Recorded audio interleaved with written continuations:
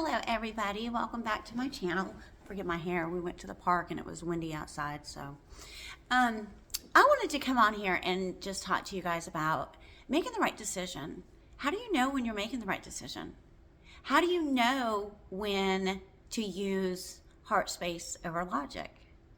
Well, always. The answer is you always use your heart space, not your brain. And here's why. Because when Jesus spoke to people and was going around and preaching, he didn't talk logic to people. He didn't try to make people understand what he was saying was true. He tried to touch their hearts. And when we allow our mind to interfere with our reasoning or with our decision making, we get in trouble. We end up making the wrong decision because usually that decision is only beneficial to one person or a select few people. It rarely ever, I'm not gonna say never, but it will rarely affect the mass. And it's not what God wants us to do. God doesn't speak to us through our minds. He speaks to us through our heart. Because when we get our awakening and we go through our ascension process and we are actually communicating with God, God is pure love. And that's where love comes from, is from the heart. So if you want to say that, oh, you have to use a logical mind, no, you don't. You use a heart-centered mind, heart-centered logic, and that's what you use. I wish I'd done it yesterday, and I ended up apologizing to my ex for it because I lost my temper over something stupid. And I was more upset that there was going to be a continuous string attached to us. And when I got back from the cell phone store, I started praying, and I've been praying off and on about it. And I actually came up with the decision last night, but I still wanted to talk to God about it a little bit more today and really just center myself back into it, not thinking about who was going to benefit from what I was doing, but thinking about it more of how is this going to affect me in the long run? Is my mind going to be tormented by keeping a string attached versus paying a balance on a phone that's not mine so I can break the ties? And that's what I'm going to do.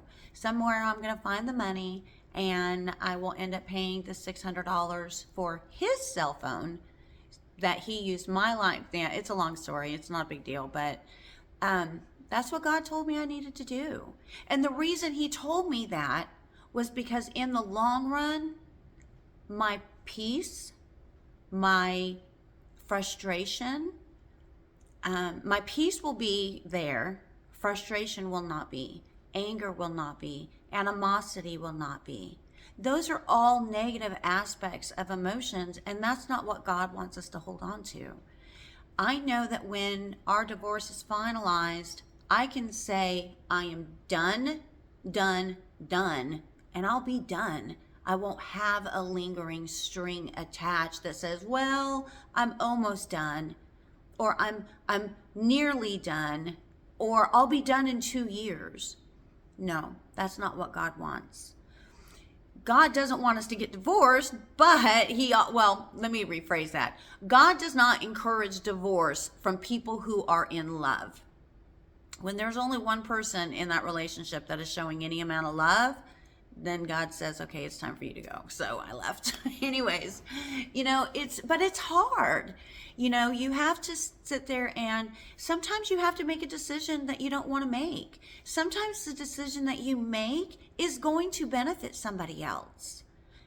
But if you think about it, that decision you're making affects you more.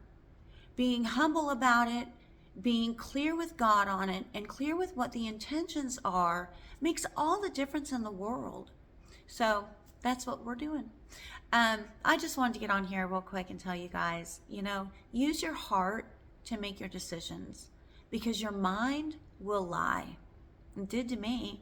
I lost my temper yesterday and I shouldn't have. And I actually went back and I apologized to him because I didn't, it made me feel uneasy not apologizing, to be honest. I don't like losing my temper ever. But it wasn't so that he would think that I'm always apologizing. The apology was for me so that I could stay centered. That's what humility is, and being humble. It's apologizing when you think you're right. Well, maybe you're not. But whose eyes are you looking at to see if you're right? Are you looking through your eyes or are you looking through God's eyes? That's the bigger question. Anyways, I hope this helped. Please like and subscribe. Have a great day, you guys. Bye.